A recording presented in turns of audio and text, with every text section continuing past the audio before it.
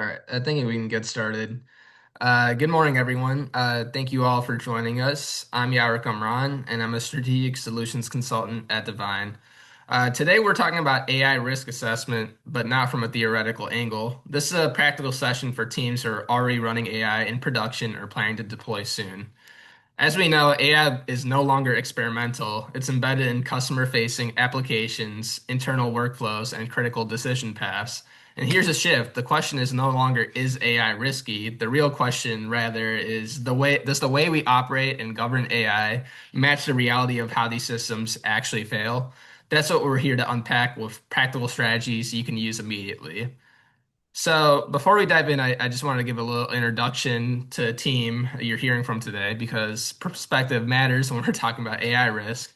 Nima Wasira Johnson is the founder and CEO of Azli Advisory Group. Nima brings over about 2 decades of experience advising Fortune 500 leadership teams on cybersecurity, risk governance, and how to bridge business strategy with technical execution. She'll bring the leadership and accountability lens, the view from this board and the C-suite. Sai Rokshif, my colleague, is a cybersecurity solutions consultant here at Divine. Sai has led risk management, business continuity, and GRC programs at Google, Invesco, and HCL. Today, he focuses on AI governance, AI safety, and AI security engineering, working with teams running models in production. He'll bring the engineering and operational control lens, what's happening on the ground.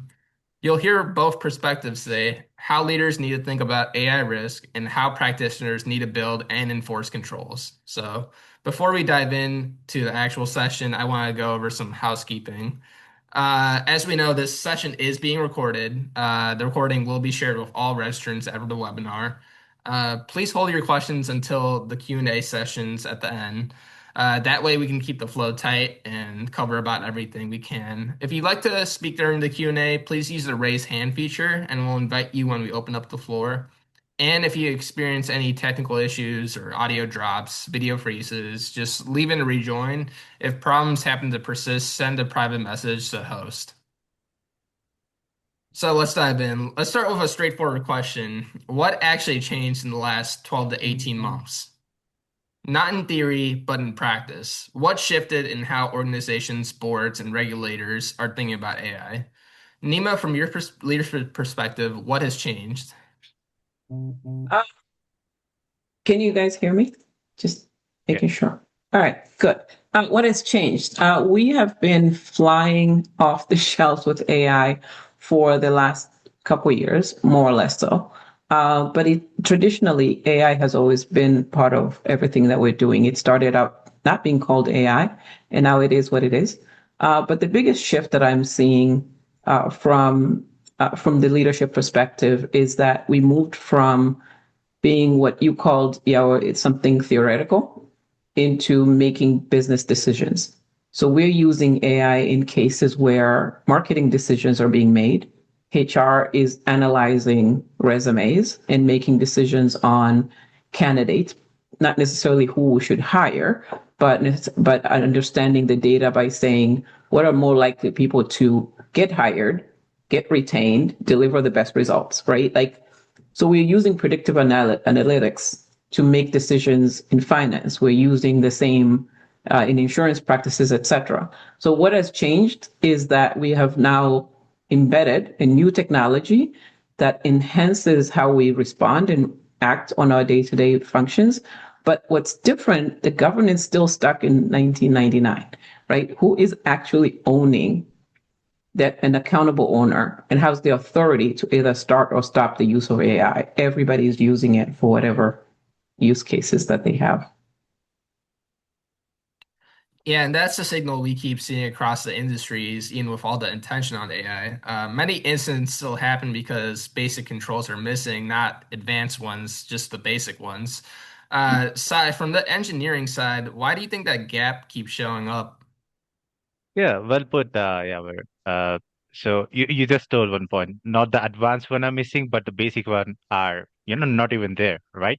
So it's something like they're not being considered from the design level, right? Where the AI adoption is skyrocketing and uh, the aspect of shifting left or secure by design is almost forgotten, unfortunately, right?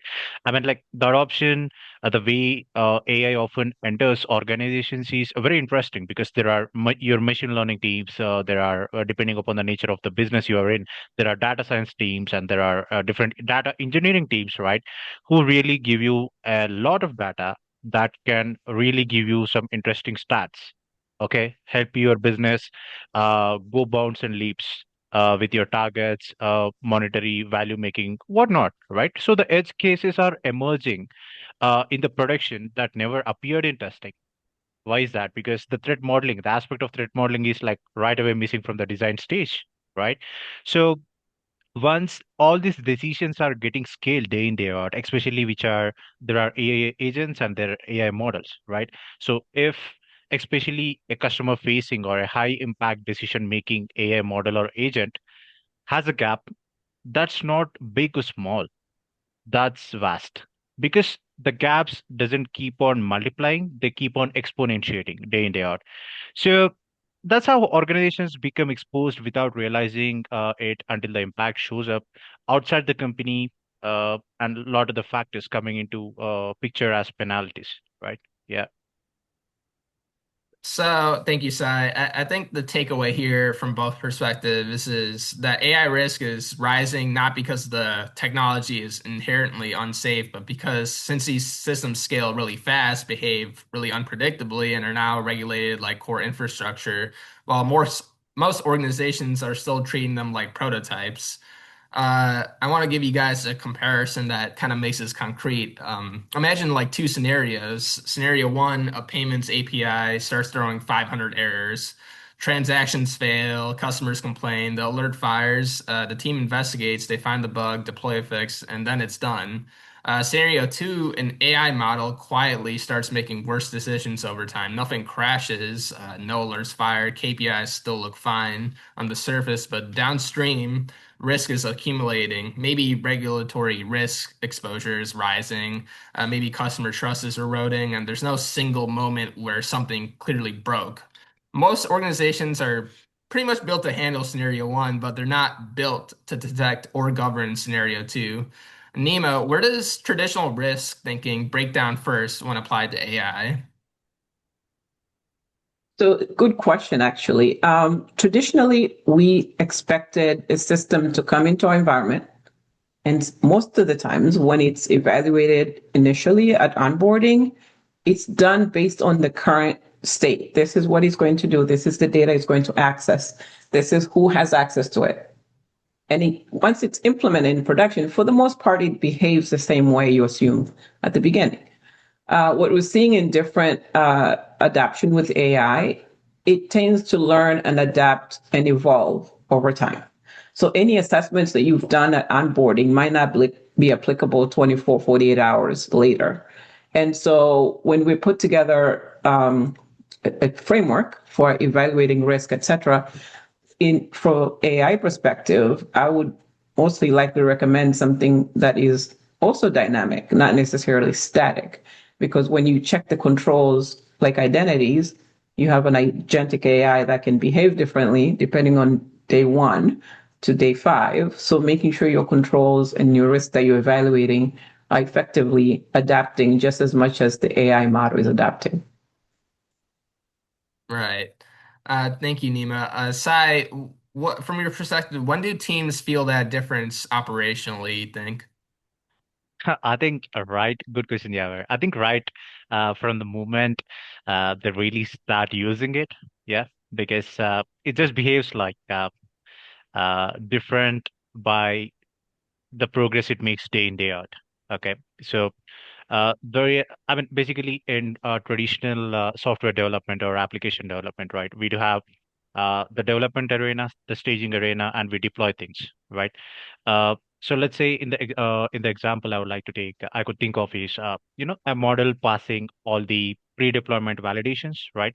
Uh, we don't see that the model is behaving with any bias. It is extremely fair, and things looks very accurate, and there is no underfitting or overfitting leading to any variance, right? An unexpected guest coming in called variance, right? Uh, that is when the reality really hits, right? You start using it, And the same prompt that worked today morning will not work the same effective way by the evening, right? And that is why we see, uh, be it Gemini, be it ChatGPT, be it all these companies, right, who are into proper AI ecosystem, they keep on evolving. It is they are training the systems to adjust to the way we communicate with the natural language processing with those models, right? And this is leading to the edge case increasing day in day out, and the way, because everything in AI is mostly relevant on the data, right? How the data is being distributed and being used, right? So this is letting the behavior vary day in day out from run to run, right? Every token it distributes or it spends on some prompt to run and give output back to the user, right? Teams just try to reproduce an issue reported by user. They cannot really do that, right? Same prompt, different output. Like what works in the morning doesn't work in the evening, right? In essence, it's something like the right mental mode isn't like, okay, we tested it, okay, we developed it, and we just tested it, right? Everything looks great, so we deployed it. No, that doesn't make any sense, because being continuous, I mean, when you really focus about your company continuous improvement, you should also focus on the aspect of continuous risk, right? Risk cannot be never eliminated. It can only be reduced to an acceptable level. So why are you not doing your continuous constraints and continuous monitoring and predefined escalation? There are no paths around it. No one is discussing that, which is really concerning. But I think that is it, Yaver, in my point of view. Thank you, Sai. I think you hit it right on the head. Traditional systems tend to stabilize after release, but AI systems are way different. They drift and adapt. I think that's like the mental shift we need to make as a whole. So I want to get a little bit more practical. What can actually go wrong? Nima, what do leaders tend to underestimate first? Uh, So, for example, documenting ownership, right? One of the top risks that I've seen working with clients is lack of accountability. Um, who understands who owns the risk ultimately, right? The engineer comes in and says, I just want somebody to tell me what we are authorized to use or not use. And the analyst is like, but I want my data analytics quickly, presentable, immediately, now, right? And the governance function is who owns what. And so what I'm trying to put together in the framework is I call it a frictionless AI governance, basically identifying clear roles and responsibilities for each use case, and then documenting decisions. Why did we decide or decide not to use a function? Number three, actually adhering to those standards that we've put together. Because one of the things that I've seen is a decision can come in for a tool that is amazing. However, it doesn't meet some of the requirements, especially based on our own governance policies, etc. But because it makes amazing output, somebody can overwrite that and call it a risk acceptance until it fails later. So if we're going to put together guardrails to the best of our ability, let's try again to the best of our ability, actually adhere to the guardrails so that we can stand on, and you can always pivot, but let's establish a baseline, measure, work with that, and then pivot as needed. I think that's well Well said. put, Nima. That's a brilliant insight, right? I mean, like, we should not really forget what drives the procedure and the organization. Policy drives it, right? So just be very clear with what solves the crux of the issue. Rather, you're looking for shortcuts with a one click. This is what I was signaling. Yeah, one click, the solution is resolved. No, that is multiply and making your risk or go over your appetite day in day out. So I think, yeah, GRC is the aspect, the perspective you brought about GRC in AI, brilliant. Yeah, I really agree with you. I'm with you. It's funny because somebody in the LinkedIn world, who's actually a peer from CMU, she mentioned, she's like, I gave a prompt to Claude, and then gave the same prompt to ChatGPT. Yeah. They all gave me different answers. I'm like, what am I governing against now? Like it's essentially what you're talking about is she called it mom and papa fighting. But it was funny at the time, but it was in reality, now you're seeing engineers and analysts and leaders and the board, they're all like, what's going on? So the whole family is in chaos essentially. Yeah. Uh, that's a great analogy. Sai, from your technical perspective, what do you think these risks look like actually on the ground? So, to answer how these risks look like technically on the ground, I would like to also relate something you just asked Nima. What might go wrong, right? Everything might. Everything might. Because, AI operates in different layers. It shows up in different layers. It want a quality data, right? The stakeholders want it is not drifting here and there with the performance, right? We expect the continuous learning loop embed into that AI system is getting better in terms of accuracy, how confidently it is, delivering that output, right? Other aspect I could think of is how explainable uh, is that AI system with its answer. I mean, like Nima just took a brilliant example. You know, I give something to a same question to Claude and ChatGPT, right? So they will definitely feel explaining, right? Why a decision is made, right? But when it comes to a real time scenario, you have an audit. Your auditor will ask you why this decision was made, why this control was in there, and why this access is exceeding than what exactly it has to be, right? So explainability failures happen when these teams can't justify a decision, who just built that AI model, whole tech stack, right? And to get on to the technical side of things, right? Yeah, it's there are a lot of them. We have OWASP top 10 LLM to define the top 10 risk, but the major are prompt injection, uh, the way data is leaking out of the models or agentic AI systems, right? You are blindly trusting them and giving you all your data, asking to paraphrase a message or write a code for me for this logic or this IP idea, right? You're training it with your intellectual thoughts. So, and you never know if something is going out already, your competitor might be grabbing that, right? So model extraction and denial of valid attacks are also very prevalent these days. So denial of valid, what exactly does that mean, right? I want to give a small snippet of that. It's a very prevalent attack these days where attackers are making, because everything in AI works with a token system, right? You give an input, it consumes a few tokens as per your subscription or as per your, like monetary value that you took a premium with that AI service, right? And it will provide you an output. So these attackers are just programming these AI models to consume a lot of tokens, get into some loop, right?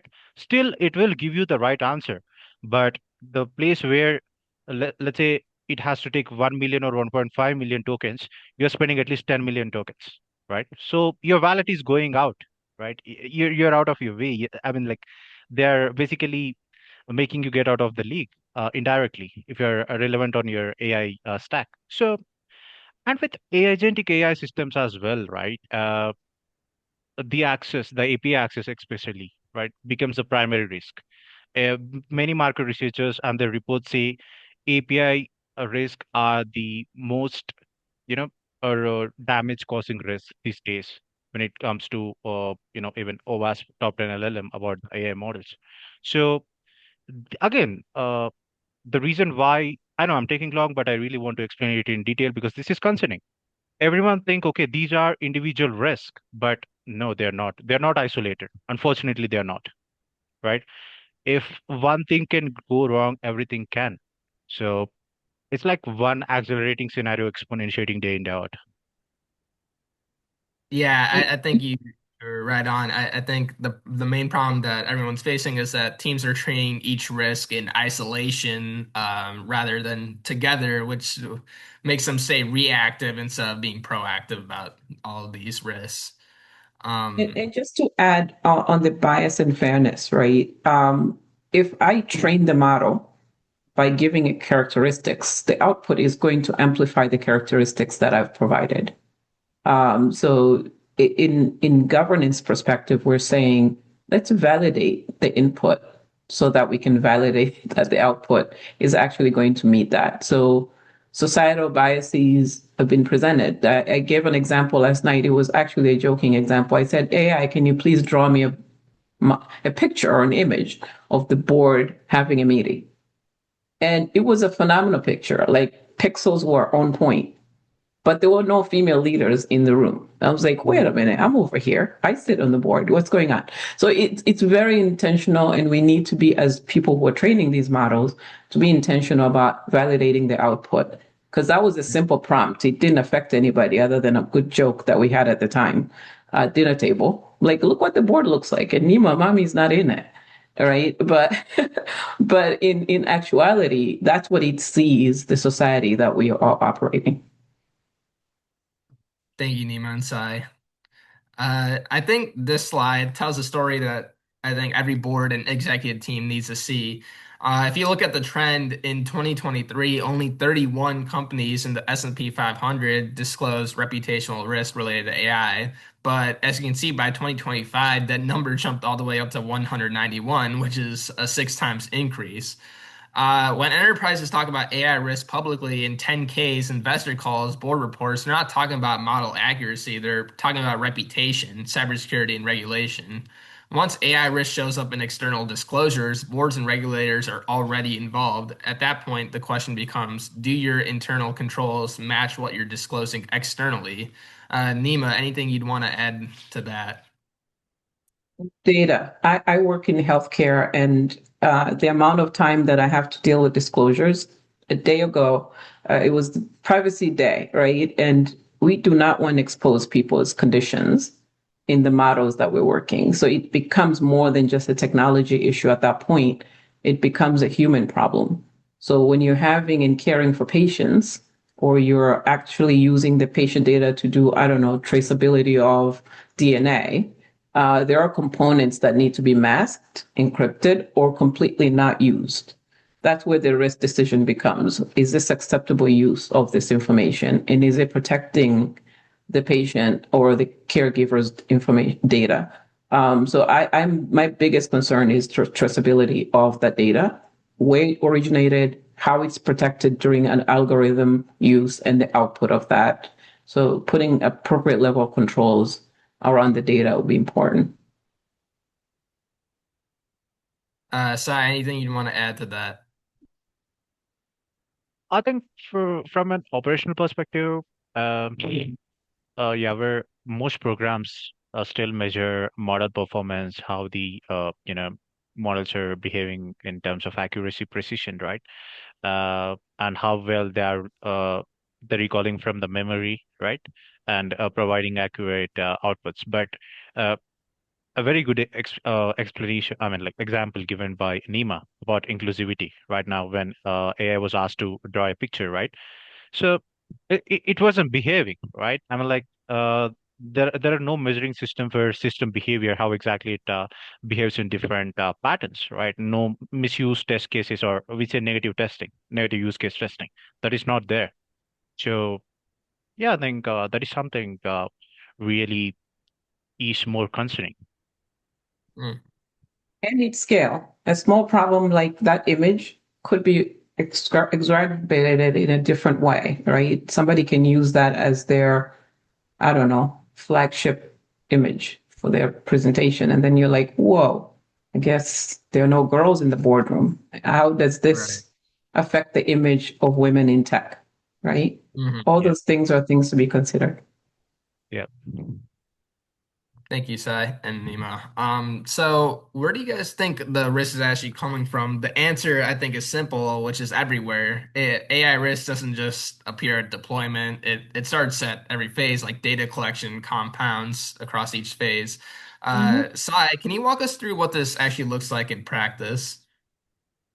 Uh, well put, yeah. I mean, like risk is everywhere, definitely, right? And a matter of fact, you cannot eliminate it. You can only reduce it to your appetite. And when does it actually start?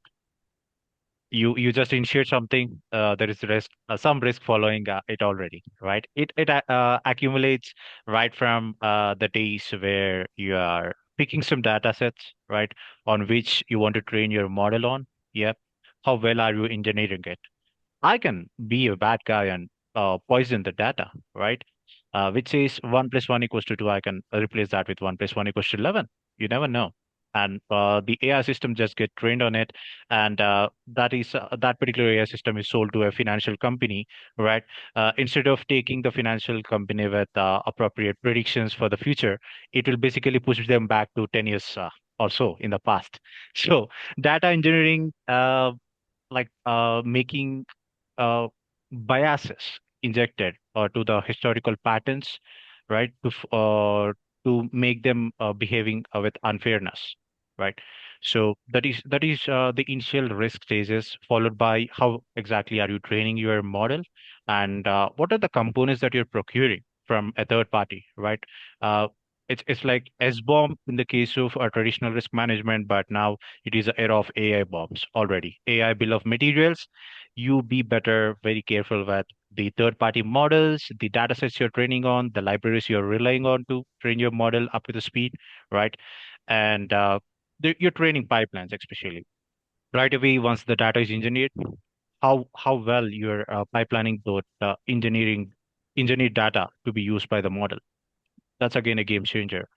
Penultimately, a risk also emerge. Now we spoke about the starting phases of development or build, and coming on to the deployment part, model inversion, model extraction, and denial of valid attacks. We just spoke about also play a very clinical risky nature, right?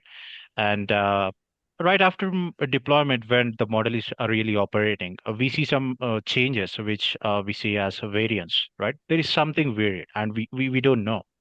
So if there is no careful monitoring day in, day out about the changes that are happening, the way the AI model or system is behaving, right? There will be risks of model drift performance. And as the real world data is shifting and being used by the users, this really gets very concerning, right? So, if you ask me, I mean, like people might be surprised, like, oh, okay, if it is throughout the plan, do, check, act stages of AI, right? So, what is exactly going wrong? The main issue is that, again, they are treating all of this as isolated checkpoints. No, they're not. They're not. I know I'm repeating myself twice about this statement, because the risk is just literally compounding as the stages grow, the life cycle emerge, and the end product is in customer hand, facing the customer, and explaining things to customers and serving them. Right, the risk is compounding. So please do not read all these phases as isolated checkpoints. They are in it together. So just be careful with each and every stage, and always have a checkpoint at each stage as they evolve through the entire life cycle. You're absolutely right. Life cycle risk management, it starts at intake, right? It Yeah, starts with your raw data. yeah. It goes along with how did we define the reasoning behind the decisions we made, and who is responsible for the impact that it will have once, if and when this information is exposed to the wrong hands. And I'm not talking about adversarial wrong hands. Some of these are incidents that occur even unintentional, right? Back in my practicing days, we had conversation about, we understand risk from the insider threat. I'm like, I already hired them, so I trust them, right? And outsider, we're no longer an insider and outsider. Now we're sharing data with this agent that we don't know if it's in or out. So there is no insider risk versus outsider risk.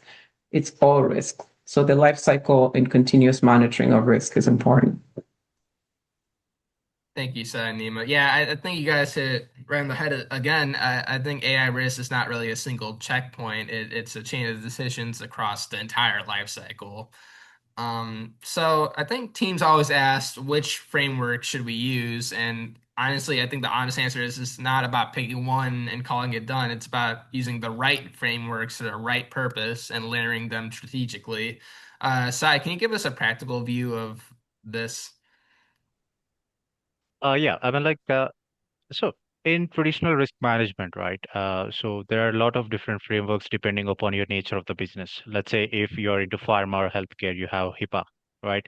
And you have Sarbanes-Oxley Act if you're into financial reporting, right?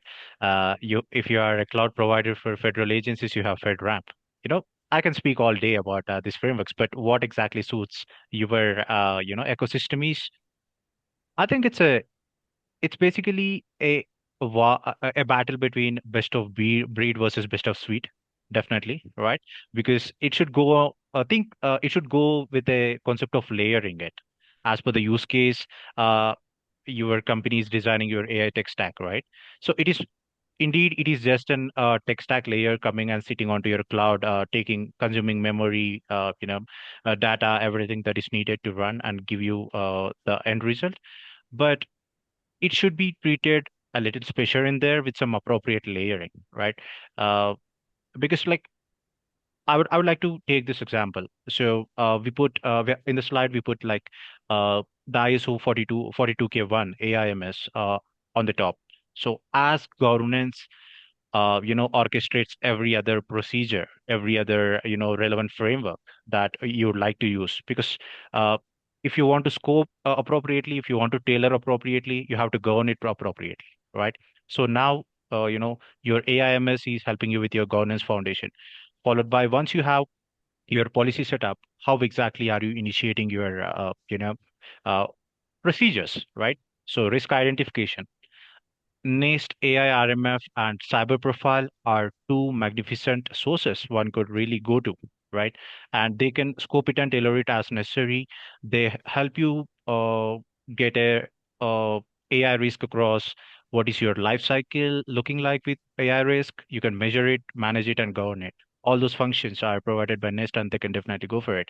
And speaking about MITRE and OWASP, again, the OWASP top 10 LLM really replicates the real world AI attack paths.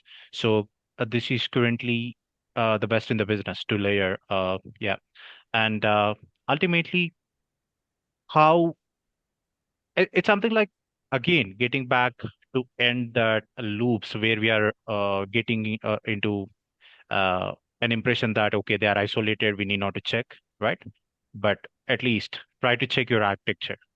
And the Google's SAI framework is one advanced blend, right? It helps you with runtime controls. It helps you to design some secure design patterns for your AI stack. So, despite being it as an AI layered framework, right? Companies should never forget that they have to pick as per their use case. That is one recommendation. And uh, like as we know, governance again must work hand in hand with technology, not just a piece of paper, which is a policy, right? So that is where I've been recently working with a few market researching documents where I found this trust, risk, and security management enforced continuous monitoring, runtime validation, and automated controls framework. Right. So that is again dedicated to one definite use case, but it is being neutral to a lot of others. So it is always a layering. It is always a layering. But ensuring for policy and your use case following all these frameworks will really help you and be help you being at a good place, safe place, I would say. Absolutely. And what I found, you called it perfectly. Frameworks are guidance, right? They're not meant to replace decision making. There's still a human that has to say who signs off on the residual risk. That's the framework is not going to tell you that. It's going to say residual risk must be signed off. You have to make a decision internally. Who is the person that actually does that? What are the actual thresholds for escalations? It's going to tell you you must have an escalation process for how you are defining whatever threshold that you've already defined. When changes are being made, who's approving the change? They're going to tell you have a change management process. So all these, I'm saying all of that to say it goes beyond the framework because there's a human factor behind those frameworks, and it helps us move from checklists, right, framework versus what's actually happening on the ground. In sitting with the decision maker example that I gave you earlier, I think we spoke about this with the airline example. Air Canada had chatbot that was responding, and it offered a discount for customers.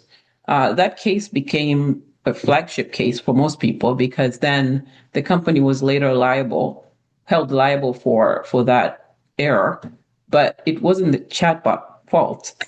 The chatbot was trained by individuals and deployed for use in production.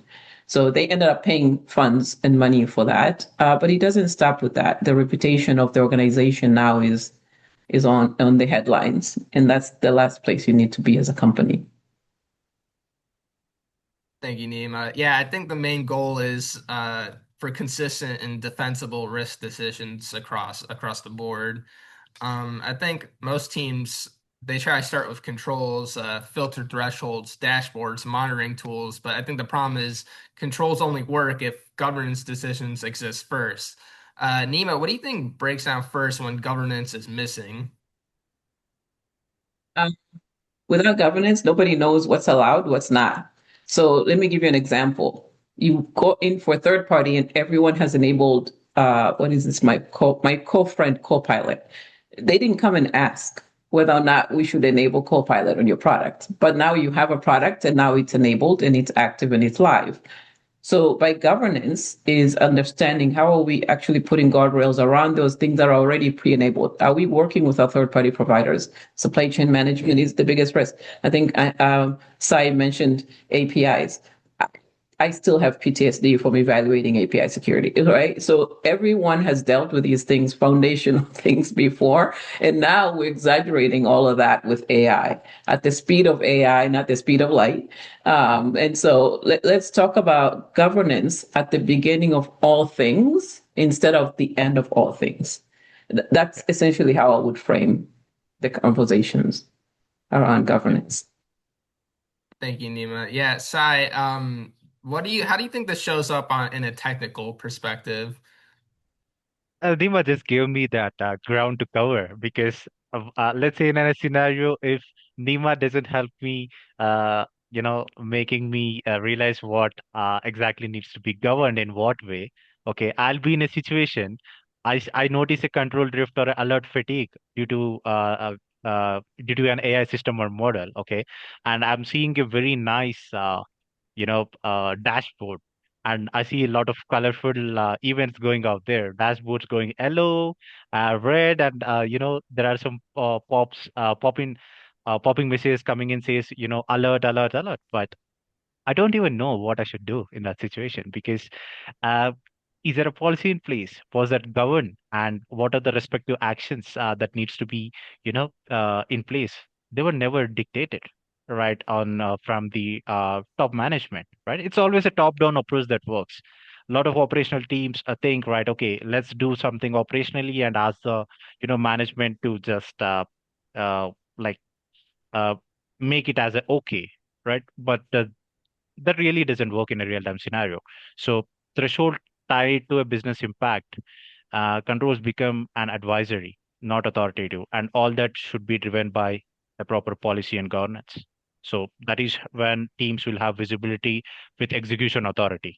If not, you're just looking at the dashboard, smiling. Okay, that's right now. That's Elo now, and you don't know anything about it. What to do? So yeah, Words Yeah, are so very that's cosmetic. They're amazing. yeah. Yeah, I think that at the end of the day, I think the order matters. I think governance defines thresholds and escalation, while engineering actually implements the enforcement of those Yeah. rules. So I want to make this kind of concrete with an example. Sai, can you walk us through how likelihood and impact actually work in an AI system?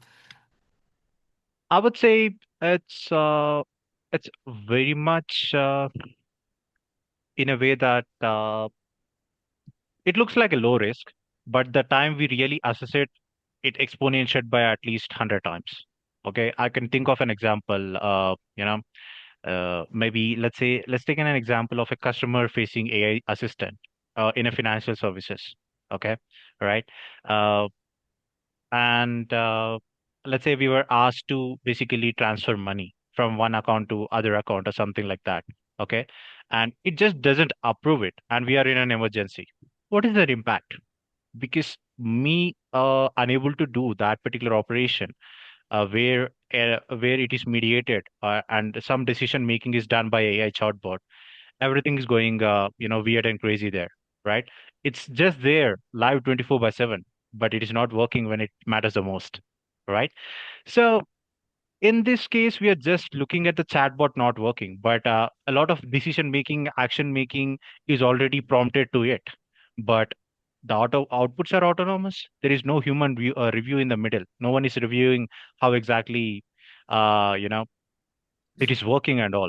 So usage grows over time, adoption expands, and even without code changing, right?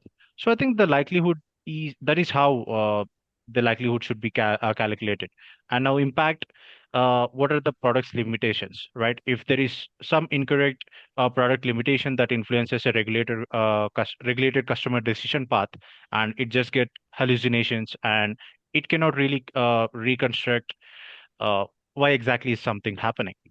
That is a major impact because you cannot really explain why exactly something went wrong, and your regulators are knocking your door already, and you are just getting ready to pay them a very hefty penalty, right? So the risk scoring basically gets tied to automated actions, I would say, right? Human review is not enforced. No human in the loop, I meant to say, and critical responses are blocked when they matter the most. And some AI systems just process data so slow, being so much overreactive, and even that causes an issue. So all of this come into the picture, Yaver. Thank you, Sai. Yeah, I think if scoring doesn't change the system behavior, it isn't real risk management. It's just documentation theater.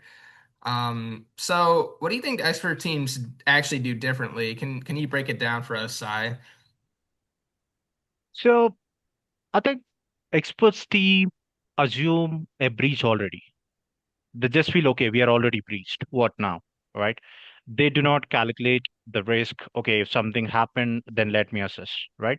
They already assume the risk is evolving and will evolve if I don't take an action now. So they design the controls as layered defenses, again, chain of defenses. Yeah. Uh, Setting up proper governance right on the top, enforcing policy at runtime level. Yeah. And how frequently are you trying to exploit your own system? Because you have to be a bad guy for a good cause. If you can't be a bad guy for a good cause and try to red team your solution day in day out, try to exploit those vulnerabilities, which seems to be like a vulnerability and a strength at the same time. So always there should be continuous evaluation around it. uh, you know a review of human in the loop, RHLF, that is what we call. So human in the loop is very, very, very much necessary in the workflows, right? And we also spoke about how exactly is your model is being trained. What are the data sets that are coming from outside as a supply chain and feeding your model, right? So that bill of materials are not S bombs; they are AI bombs. So they should be treated with utmost, like I would say sensitive, right? Sensitivity, and because the model versioning data set, anything could be changed, anything could be manipulated. So the AI bill of materials should be spot on. They should be really managed well. And yeah, access is everything, right? If I do not have access, I cannot really do a lot of work. So is for the bad guys. So always go by the concept of least privilege. Yeah, like ensure that it's like a walled garden where only necessary privilege of access is there, especially for AI systems. Yeah. So, Nima, why do these practices matter when scrutiny hits, either from auditors, regulators, or after an incident? Governance, when the auditors come in, they're asking questions that are pretty straightforward, but we are, as leaders, are almost like finding ways to not answer the questions directly. They're asking what specific system is supporting your mission critical asset with AI, and how are decisions using this AI tool being made? Who's actively monitoring those decisions as they're being made, and what guardrails do you have in place? So it starts with, we've talked about it all through the hour, the governance structure in defining the threshold for the organizations, and then defining what good looks like. so that when the engineers go into production, they're applying what good looks like. When all these things are fluid and unknown, that's when the output and the essentially the scrutiny becomes more of a headache than it should be.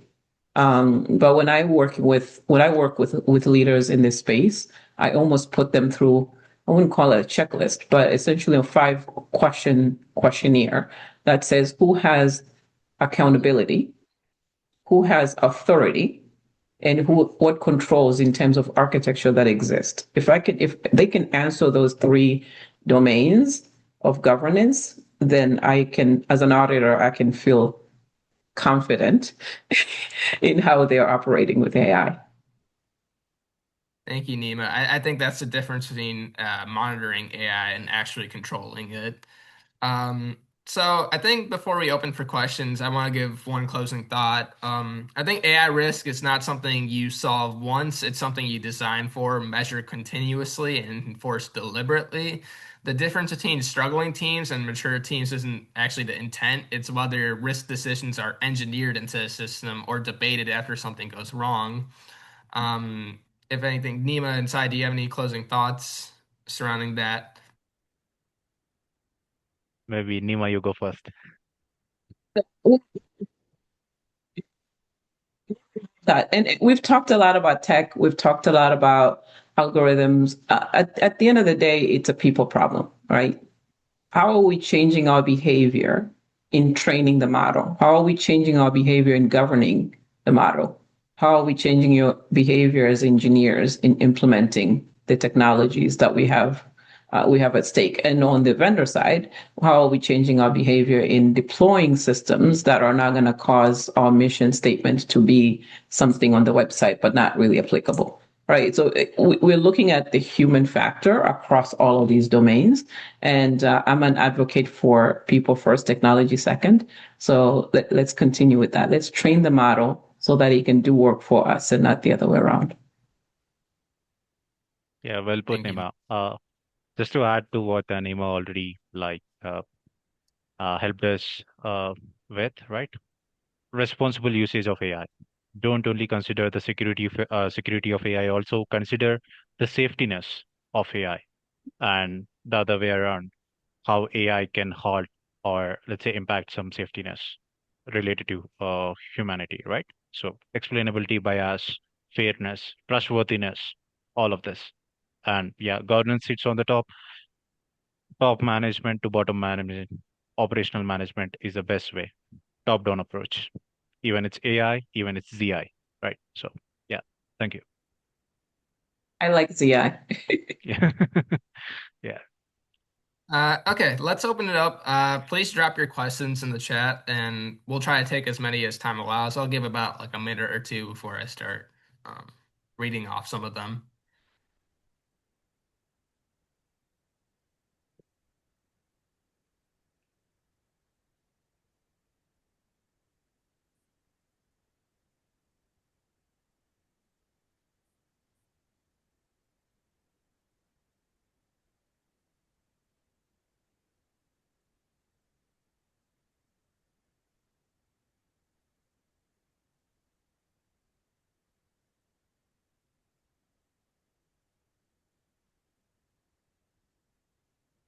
Okay, I think since we already got our first question, I think I'll just start.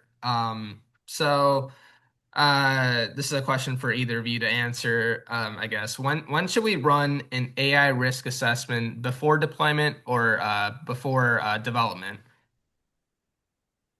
Like I would say uh both before development and deployment, but for different reasons.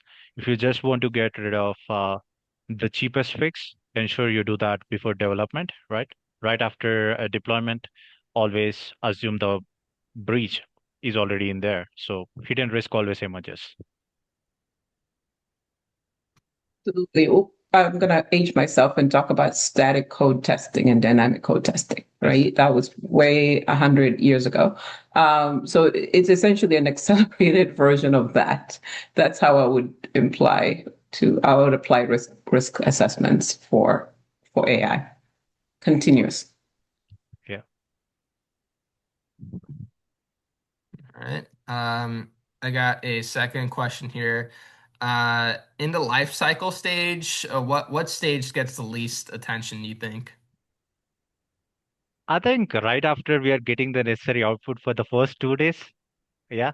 Oh, okay. It's developed now, it's tested a little, and it's deployed. Okay, post deployment, we are done. Okay, we are now cloud first environment enabled company, and we are AI first enabled company, right? But no one really cross checks the violations that compound quietly. Yeah, it's post deployment, in my point of view. We definitely post deployment because everybody is on a high at that point. And we forget all the pain points through the struggles we went through to get it to live. Now it's in the marketplace, so we're good.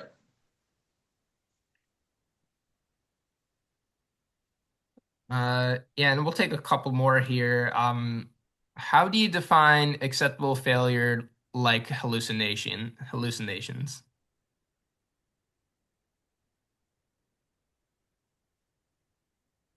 If you want to take that side, I have a Yeah, whole sure. story of hallucination.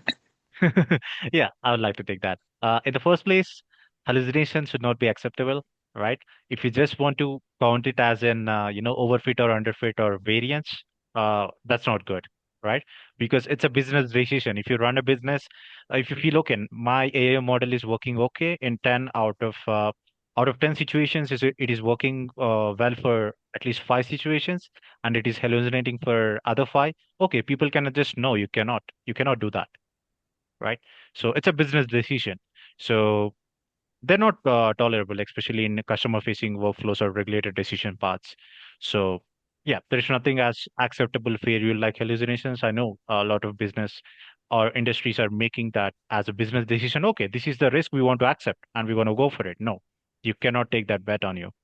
Yeah, Really, you're right, especially when it making decisions for in cases of healthcare. Again, I lean on that because that's the industry I support the most. But in healthcare, there is no oopsie, right? It could be a matter of life and death. It could be a matter of prescribing something more dosage than the person can handle, right? So we're talking about situations that are life and death. But on the joking side, as a human, I've had situations where I've asked Claude a question, knowing the answer, but I wanted to see what he would say. And in that situation, it confidently gave me an answer that was like literally a word salad. It sounded like security. It wasn't. I was like, and I actually had an argument with it, if you can imagine that. But I was like, security people don't talk like that. Can you repeat again what you're trying to say? So we are human. We're smarter than it. So let's own it, right? This is not a yeah. situation where the tail is wagging the dog and the other one. Well put, Nima. I think, AI should come from us. AI should not come at us, right? It should not come against us. Yeah. So I have another question here for, again, either of you. Who do you think is responsible when AI behaves incorrectly? I would say whoever is accountable for its output. So if it's Basically, sales team, it's sales team. If yeah, it's HR, it's HR. HR. Yeah, It's business. It's business it's who's business. responsible. Yeah. Correct. Correct. 100%.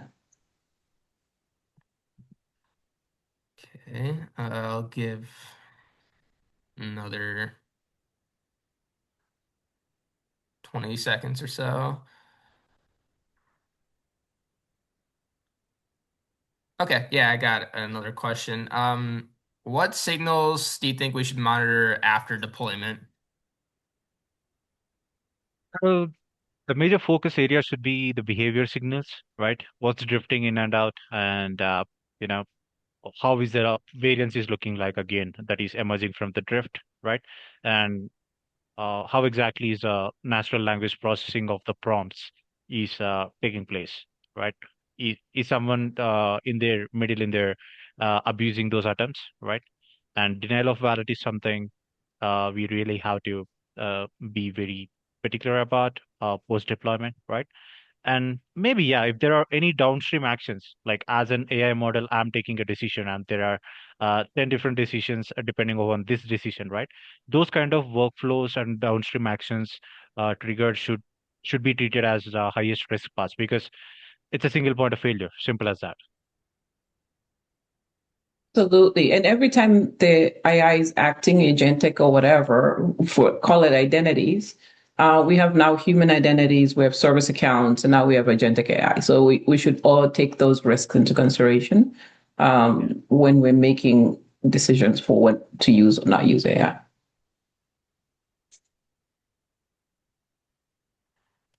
Okay, I'll give about thank you Nima and Sai. I'll give about another 30 seconds before we'll just go with closing thoughts. Yeah, I think.